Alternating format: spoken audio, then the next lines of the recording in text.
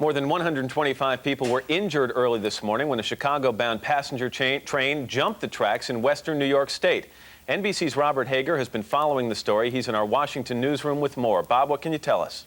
Good morning, Matt. Well, Amtrak officials here say the accident happened near Batavia, New York, midway between Rochester and Buffalo. There were 340 passengers and crew aboard the train, up to 125 injuries reported so far. No reports of fatalities yet. There were a lot of minor injuries, and some of those injuries will be very serious. One car went down a bank, Amtrak officials say. Several others are on their sides. It happened in a heavily wooded area where it's hard to get at. Matt?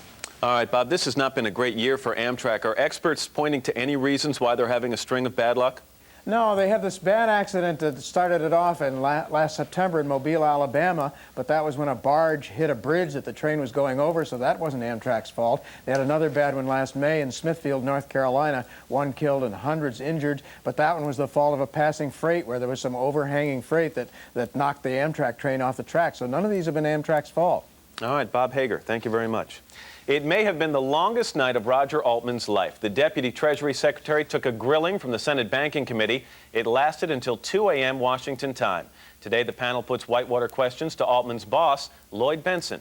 Jim Nikoszewski joins us now live from the White House with more on that. Mick, good morning. Good morning, Matt. The topic of this Whitewater marathon session was not so much Whitewater itself, but one man's credibility. The hearing ground on well past midnight, and for Roger Altman, it was devastating. He was repeatedly accused of being evasive and of misleading the committee in earlier testimony.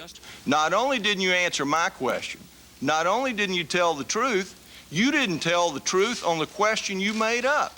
Senator, I told the truth. I testified truthfully before this committee. But his testimony still doesn't square with several administration officials. Treasury's Gene Hansen testified Altman told her to brief the White House on a federal investigation into Whitewater.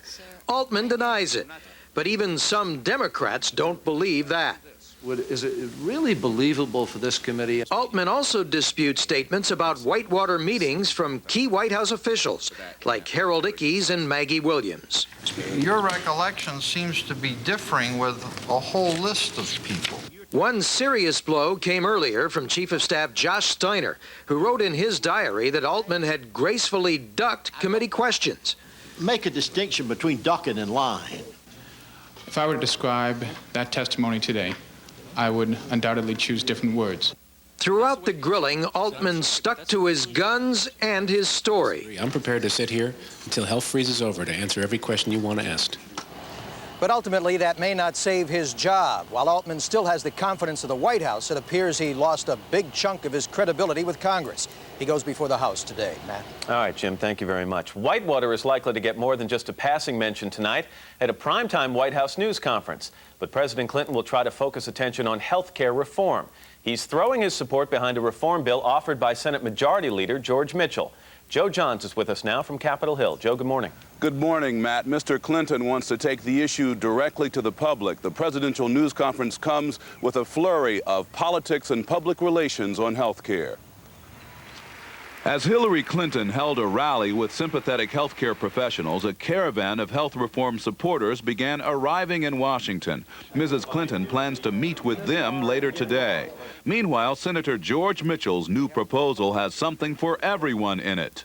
It is time to act. The bill I will introduce is a good starting point for action. Mitchell said his plan would cover 95% of Americans by the year 2000, but if it doesn't, employers would be required to pay 50% of their workers' insurance. Small businesses with under 25 workers would be exempt. Well, I think that his plan, his proposal is a major step, as I've said, in the right direction. And I will work my earrings off to get it passed.